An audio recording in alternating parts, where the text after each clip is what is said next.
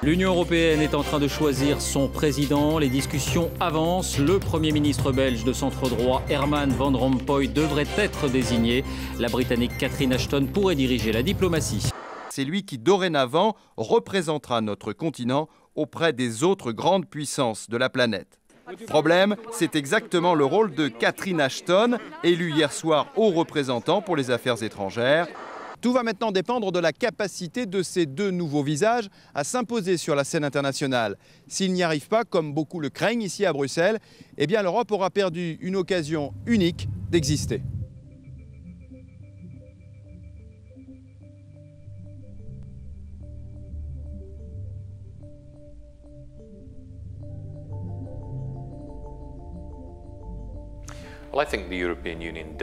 Je pense que l'Union européenne a vraiment besoin d'une diplomatie commune, car le pouvoir de négociation des États membres, qui représente plus de 500 millions de citoyens, dépasse largement celui qu'un seul pays pourrait atteindre. Si l'Union européenne veut peser dans le monde, si elle veut jouer un rôle, évidemment qu'elle doit avoir une diplomatie commune. On n'imagine pas une puissance sans diplomatie, ça n'existe tout simplement pas. L'Europe, si elle veut peser politiquement, doit aussi avoir une politique étrangère. Elle ne peut pas être seulement un ensemble économique. L'Union européenne a compris qu'elle pouvait devenir un acteur politique.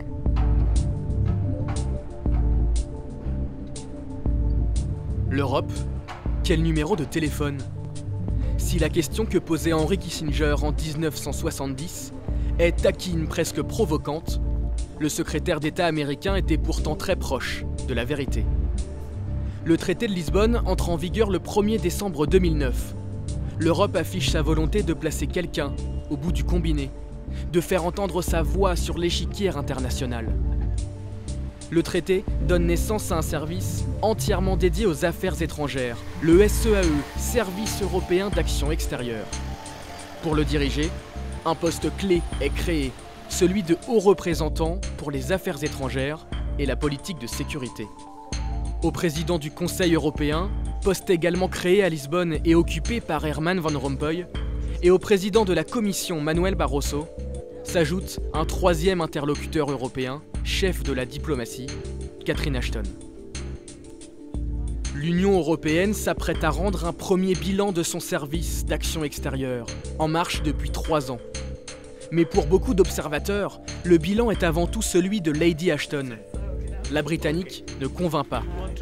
Peu charismatique, néophyte en matière d'affaires étrangères, les critiques pleuvent. Pour certains, la personne nommée pour décrocher le téléphone européen n'est pas à sa place. On n'a pas pris la bonne personne pour gérer cette diplomatie commune. Je veux dire que Madame Ashton, c'est juste Madame Nobody. Elle n'existe pas, personne ne la connaît. C'est quelqu'un qui n'a pas compris ce qui était en jeu ou qui a trop bien compris. On a nommé une Britannique à la tête du service d'action extérieure, alors qu'évidemment, il ne faut pas nommer une Britannique, parce que les Britanniques ne veulent pas que l'Europe émerge sur la scène mondiale comme un acteur mondial. Donc, c'est un échec majeur.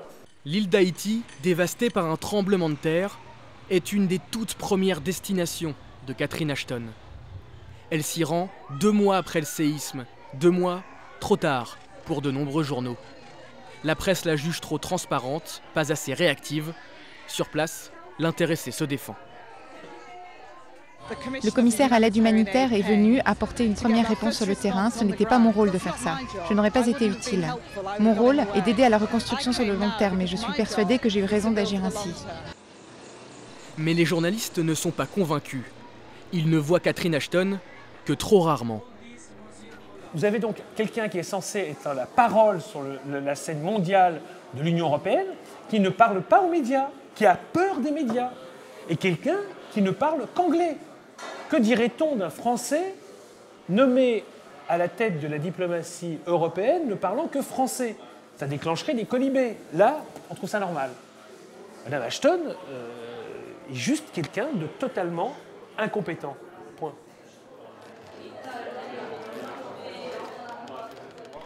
Universitaires, think tanks, décideurs nationaux et européens, ils sont tous réunis pour débattre et échanger à propos de la nouvelle politique étrangère européenne. Un enjeu majeur pour l'Union et donc pour ses citoyens. L'action extérieure est ici critiquée, réfléchie, questionnée. Et lorsqu'il est l'heure de dresser un premier bilan, observateurs et acteurs européens reviennent d'emblée sur le haut représentant, à la fois le poste et celle qui l'occupe, Catherine Ashton. Je pense qu'elle admettrait aussi qu'elle manquait d'expérience en matière d'affaires étrangères. Mais on dit qu'elle préside très bien les réunions, donc en tant que première titulaire du poste, ce n'est peut-être pas si mal et la prochaine fois, on nommera sans doute quelqu'un qui a plus d'expérience en politique étrangère. Certaines trouvent que la personne n'a pas été à la hauteur des attentes. D'autres pensent que c'est plutôt une question au niveau du traité. Il y a trop de tâches pour la même personne. Elle n'a pas eu le temps de se rendre, par exemple, à la commission. Elle est vice-présidente de la commission, elle ne va jamais à la commission. Certains se plaignent de cela. Le poste de haut représentant de l'Union européenne est un poste complexe. D'abord, il naît de la fusion de deux fonctions. Celle de haut représentant pour la politique étrangère et la sécurité commune, occupée jusqu'alors par Javier Solana, et celle de commissaire aux relations extérieures. Catherine Ashton est ainsi vice-présidente de la Commission, mais préside aussi le Conseil des ministres des Affaires étrangères. Et elle est, bien sûr, à la tête du tout nouveau service d'action extérieure.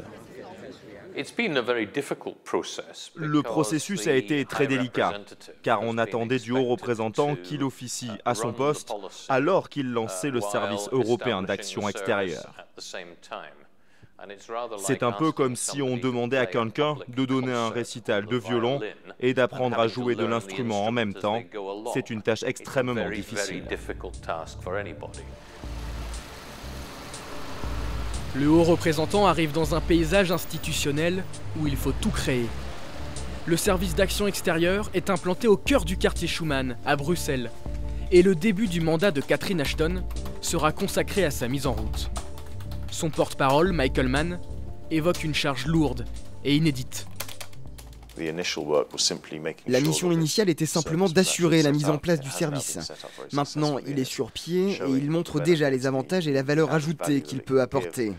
Vous savez, les gens aiment toujours faire des critiques, mais si on regarde les ministères des Affaires étrangères, ils sont là depuis des siècles, et ce service n'a que 2 ans. Donc je trouve ces critiques sévères et complètement infondées, et je pense que les résultats sont là. Les délégations du service d'action extérieure sont présentes sur presque toute la planète. Leur rôle, mieux coordonner les actions des différentes diplomaties nationales sur le terrain. Fonctionnaires européens, de la Commission ou du Conseil et diplomates des États membres travaillent ensemble. Un mariage assez difficile entre des cultures et des méthodes très différentes. Mais ici, on défend un bilan positif. Le problème, c'est qu'on a trop attendu du poste de haut représentant. Ça prend du temps de mettre en place un tel projet, mais si on observe les résultats sur le terrain, je dirais plutôt que c'est très positif. Si on prend par exemple le rôle décisif qu'a joué Catherine Ashton dans les discussions sur le programme nucléaire iranien, ou encore le rôle décisif qu'elle a pu avoir dans le dialogue entre la Serbie et le Kosovo pour assainir leurs relations. On peut aussi parler de nos interventions face aux événements qui ont eu lieu au Mali et pendant les printemps arabes, comme en Libye.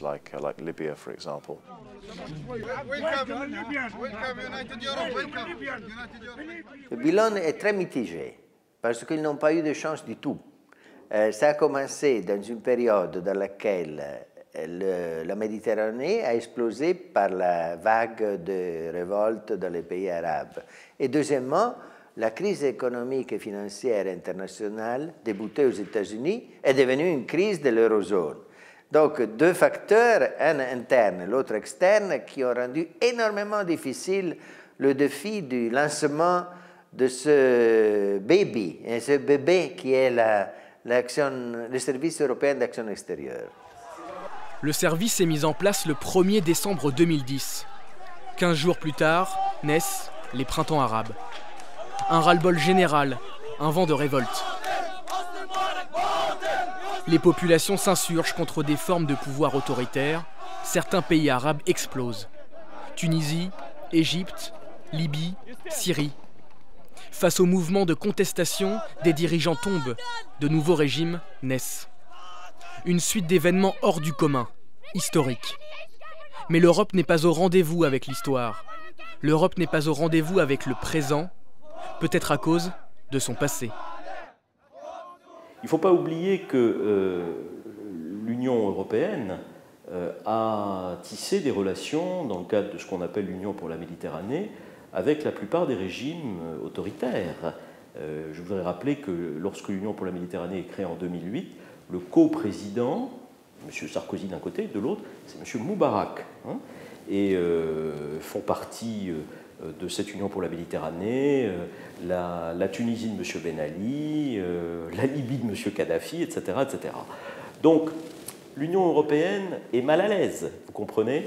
Pourquoi est-ce qu'elle a fait ça? C'est parce qu'à l'époque, le pari, pas seulement de l'Union européenne, mais de la plupart des pays occidentaux, consistait à dire mieux vaut faire affaire avec ces leaders autoritaires plutôt que d'avoir une montée de l'islam radical. C'était ça, c'était ça. Effectivement, Mme Ashton aurait pu saisir l'occasion pour dire on a compris le message que vous nous envoyez, dans le fond vos valeurs sont proches des nôtres. Elle ne l'a pas fait. Et ça, c'est un peu un problème aussi de cette diplomatie européenne, c'est que c'est une diplomatie sans discours. Aucun discours, ou peut-être trop. Car avec 27 États membres, il n'y a pas qu'une histoire européenne, mais 27 passés nationaux bien distincts. Un obstacle de taille pour construire une diplomatie commune et tenir un discours unanime. Pour répondre à un événement international, un État membre peut être dans une meilleure position pour réagir, prendre la parole ou passer aux actes. Selon ses relations privilégiées avec un pays ou une région extérieure à l'Union, en fonction de ses intérêts ou de ses compétences. Quand le ministre des Affaires étrangères allemand se rend en Asie, il est bien plus important qu'un employé du service européen pour l'action extérieure. Quand le ministre français des Affaires étrangères se déplace en Afrique, c'est un pion décisif sur l'échiquier international. C'est pareil pour un représentant britannique en Inde, si vous voulez. Donc, n'oublions pas notre histoire, celle de nos gouvernements, de nos pays. Chaque pays est un acteur à prendre en compte. Il faut en faire une force pour tisser une trame européenne. Voilà le défi. La pluralité des passés qui composent l'histoire européenne peut être une force et pourrait permettre de construire un seul et même discours européen. Problème, la coordination diplomatique n'en est pas là. Et dès le début des printemps arabes, service d'action extérieure ou pas, l'Union a vu ses États jouer cavalier seul sur l'échiquier mondial.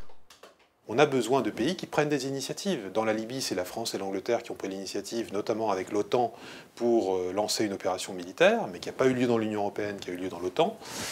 Et dans le cas de la Syrie, aujourd'hui, on voit que la France et l'Angleterre poussent à la levée de l'embargo sur les armes pour aider les rebelles syriens, et d'autres pays ne sont pas d'accord. Mais les Européens ont fini par s'entendre après une journée de négociations. L'Union s'autorise désormais à envoyer des armes en Syrie, sous la pression de la France et l'Angleterre. Deux États que l'on retrouve associés en Libye au début de l'année 2011. Après les manifestations tunisiennes, la contestation gagne Tripoli. Très vite, la répression est sanglante. La France et son président Nicolas Sarkozy veulent réagir rapidement. Paris reconnaît le Conseil national de transition, l'opposition armée au régime de Kadhafi, comme le seul représentant légitime du peuple libyen, et envoie un ambassadeur à Benghazi. Des initiatives très critiquées parmi les 27 ministres des Affaires étrangères de l'Union, qui auraient préféré une réponse européenne plutôt qu'une réponse nationale. Excepté la Grande-Bretagne, qui s'accorde avec la France pour des frappes ciblées contre les forces de Kadhafi. Barack Obama est d'accord pour l'offensive, l'OTAN participe, de nombreux raids aériens permettent la victoire des rebelles. Dans chaque cas particulier, les décisions ont été prises par Paris, Berlin, Londres, parfois aussi avec Obama. Et la plupart du temps, quand il a fallu réagir très vite, l'Europe, au sens du haut représentant, a été plutôt en fait à la traîne. C'est-à-dire qu'elle a suivi le mouvement. Certains pays sont donc parfois moteurs. Ils font office de locomotive de la politique extérieure de l'Union. Le traité de Lisbonne n'a pas supprimé les diplomaties nationales, et ce n'était de toute façon pas l'objectif. Il ne s'agit pas de suivre le modèle américain, État fédéral à la diplomatie unique, mais bien de créer une politique étrangère commune. un système coordonné et non pas unifié.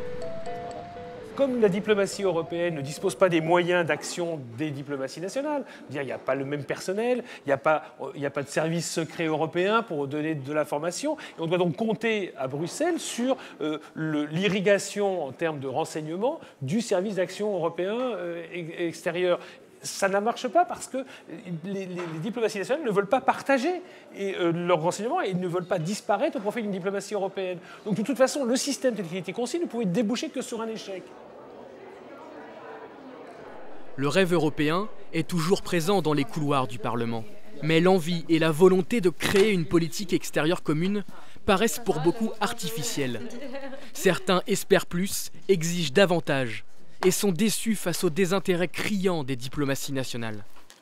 Le service extérieur, a priori, l'idée c'était aussi qu'il y ait un tiers des gens qui viennent des États membres. Mais ce qu'on voit dans la réalité, que souvent les États membres envoient les ambassadeurs juste avant leur retraite. Du coup, ils viennent ici, ils prennent des beaux postes et après, ils vont à la retraite, ce qui est sympa pour eux. Mais ce n'est pas dans cet esprit-là, quand même. A priori, on voulait que les gens viennent, ils repartent dans les services nationaux. Il y a des Européens qui partent dans les services nationaux, qu'il y a un vrai mélange, un vrai tissement. Qu'on tisse, je veux dire, quelque chose en commun, une compréhension commune de la politique étrangère. Je pense qu'il y a des opportunités avec le service extérieur. Je ne suis pas sûre qu'on les prenne tous.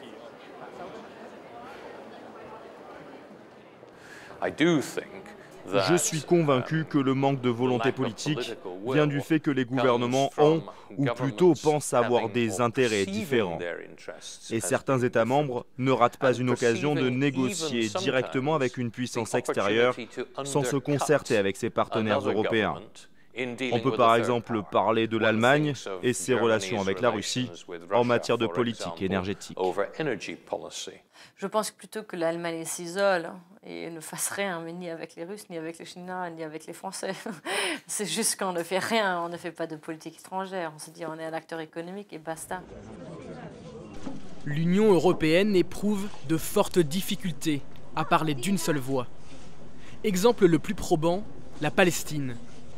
Catherine Ashton le répète sans cesse, l'Europe soutient la création d'un État palestinien. Mais lorsque les pays sont appelés à voter, à New York, pour accorder à la Palestine le statut d'État observateur non membre à l'ONU, l'Europe se disperse. 13 États membres votent pour, autant s'abstiennent. La République tchèque vote contre. Le grand nombre d'États au sein de l'Union européenne est une force lorsqu'ils sont d'accord. Mais c'est une faiblesse de taille quand ils ne le sont pas. C'est impossible d'avoir 27, 28 pays qui vont dans le même sens. Mais ce que l'on ne doit pas faire non plus, c'est d'aller dans des directions opposées. Je crois que c'est ça le danger. Mais ça n'est pas arrivé. Ça n'est pas arrivé en Libye. Certes, l'Allemagne est restée en retrait, mais elle a apporté son soutien. Pareil pour la France au Mali.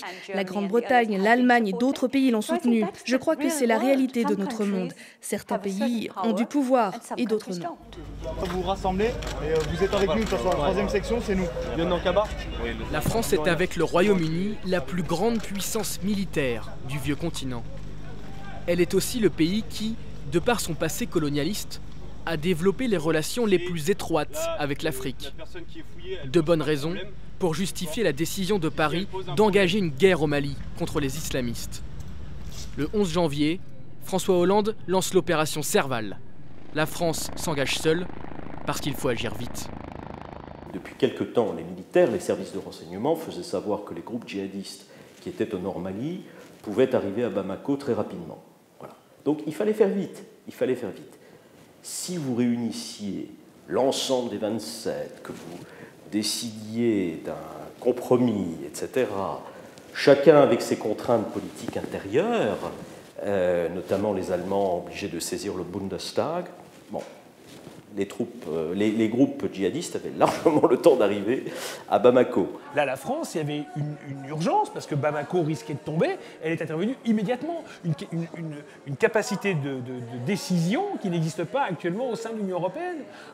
Donc la France, de fait, n'a averti personne, a agi, parce qu'elle possède la force armée que ne possède pas l'Union européenne. Alors, l'Europe a délégué. L'armée française s'envole au Mali. Une situation qui satisfait tout le monde. Pas une voix ne manque pour saluer l'engagement bleu-blanc-rouge. À part en interne, où rapidement, les reproches surgissent. Madame Ashton, vous avez dit « nous ». Nous sommes concernés. Tout le monde dit « nous ». Il n'y a que des soldats français là-bas. Et ce « nous », si j'étais méchant, je dirais « on dit aux Français, on va vous donner les infirmières et allez vous faire tuer au Mali ». Je sais que ce n'est pas comme ça. On le savait depuis un an, ce qui se préparait au Mali. La France avait pris la décision, avec la communauté européenne, de tenter d'endiguer la chose par la diplomatie et la politique. C'était une politique juste, je ne la critique pas. Mais ce que je critique, c'est qu'on n'ait pas eu un plan B.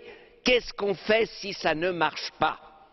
Et là, je crois qu'on n'a pas, et que la France est aussi responsable que tout le monde, nous n'avons pas une force d'intervention civile ou militaire européenne. Les premiers jours, la France est seule. Mais rapidement, la communauté internationale la soutient, non plus dans la parole, mais dans les actes. Royaume-Uni, États-Unis, Canada, Belgique, chacun affecte des avions de transport ou met en place une aide humanitaire. L'Union européenne envoie effectivement des infirmières et des médicaments, mais surtout, elle s'engage à participer à la formation des soldats maliens. Les Français ne sont pas intervenus seuls. Ils ont aidé les Maliens, ils ont été soutenus par les Nations Unies, ils ont été soutenus par l'Union européenne, par les partenaires européens. Aujourd'hui, le deuxième contingent européen pour la mission européenne de formation de l'armée malienne, ce sont des Allemands. Donc il y a quand même une solidarité européenne qui a joué. La France n'était pas complètement seule. Mais c'est vrai que pour faire des opérations de guerre, de coercition, c'est compliqué à faire ça en européen. La paix s'est installée sur le continent depuis la fin de la Deuxième Guerre mondiale. La communauté européenne, durablement pacifiée, s'est construite sur une entente économique. Mais jamais les États n'ont su s'accorder sur une politique de la défense. C'est vrai qu'il y a des pays qui sont un peu hésitants par rapport à ça, qui n'ont pas cette culture stratégique d'utilisation de la force dans les relations internationales. Donc c'est quelque chose qu'ont les Américains, qu'ont les Français, qu'ont les Britanniques. Les Allemands sont hésitants et sont prêts éventuellement à suivre, mais il faut que les autres y aillent. Et d'autres pays ne le veulent pas, comme les Suédois, les Nordiques, ils sont plutôt dans le maintien de la paix au sens traditionnel. Il faut quand même se rappeler qu'en 1954, c'est la France qui a fait échouer la communauté européenne de défense et donc la création d'une armée européenne. Où en serait-on aujourd'hui dans le monde si, en 1954, on avait bien créé cette communauté européenne de défense? Aujourd'hui, peut-être qu'on n'aurait pas l'OTAN, mais on aurait une armée européenne, une défense européenne, et que c'est nous qui interviendrons sur un certain nombre de champs d'action extérieurs. L'Europe peine à y parvenir, mais elle devient peu à peu un producteur de sécurité. Depuis 10 ans, 9 opérations militaires ont été lancées, 4 sont en cours. L'Union lutte, par exemple, contre la piraterie au large des côtes de la Somalie. Un bon exemple de réussite sur les questions de sécurité en Afrique. Mais l'Europe pourrait, devrait jouer un rôle plus important. Sous-développée en matière de défense, elle est en réalité dépendante de l'OTAN et des USA. Le militaire est une difficulté pour l'Europe, il reste très national. Mais les relations extérieures sont pour les 10% des relations impliquant l'intervention militaire. Pour les 90%, c'est des relations civiles. Je dis aide au développement, commerce, coopération en matière de normes, de démocratisation, exportation des droits de l'homme. Et c'est la force de l'Union européenne. Elle est une grande puissance civile. Politique de voisinage, aide humanitaire, aide économique. Son poids commercial en fait une puissance normative. Elle impose ses règles. Et grâce à cette force, l'Europe peut contraindre.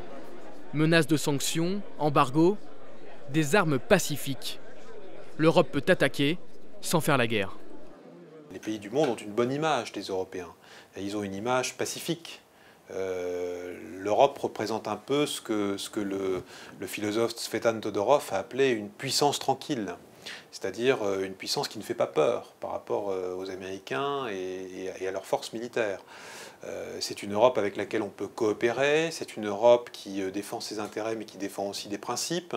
Donc on a une Europe qui a plutôt une bonne image dans le monde et qui, à ce titre-là, est appréciée. Simplement le problème, c'est que pour jouer un rôle, il ne suffit pas seulement d'avoir une bonne image et d'avoir un soft power, il faut aussi parfois être capable de montrer le bâton, de peser dans les conflits politiques et militaires, et là l'Europe est évidemment moins bonne. Le soft power, qui est la marque de fabrique de l'Union européenne, est largement insuffisante pour qu'on soit un acteur respecté sur la scène mondiale. Dire que si on n'avait pas bombardé Belgrade, que se serait-il passé au Kosovo? Il y a un moment ou un autre, le soft power ne suffit pas. On ne peut pas être là uniquement comme spectateur, assister par exemple à un génocide sans intervenir. Et en expliquant, c'est le traité de Rome, il faut le respecter, regardez, ces valeurs sont universelles. C'est totalement ridicule, il y a un moment ou un autre, c'est bon, voilà, c'est le traité de Rome, les valeurs sont universelles, vous ne respectez pas, vous sentez à ce moment-là le fusil. C'est comme ça que toute diplomatie, que toute puissance fonctionne. Si on veut défendre nos valeurs, parfois il faut le faire par le feu et par le sang.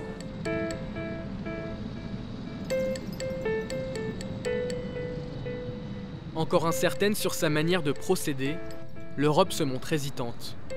En fait, elle apprend. Un rapport interne pourrait être présenté cet été sur le Service européen d'action extérieure, sur demande de Catherine Ashton. Un bilan des premières années. Le Parlement européen s'est déjà penché sur la question. Il y a peu, les députés ont débattu sur une révision du service, revoir son organisation, repenser son fonctionnement. Les rapporteurs ont listé les problèmes et proposé les solutions. Par exemple, la nomination d'adjoints politiques pour compenser le rôle trop lourd du haut représentant.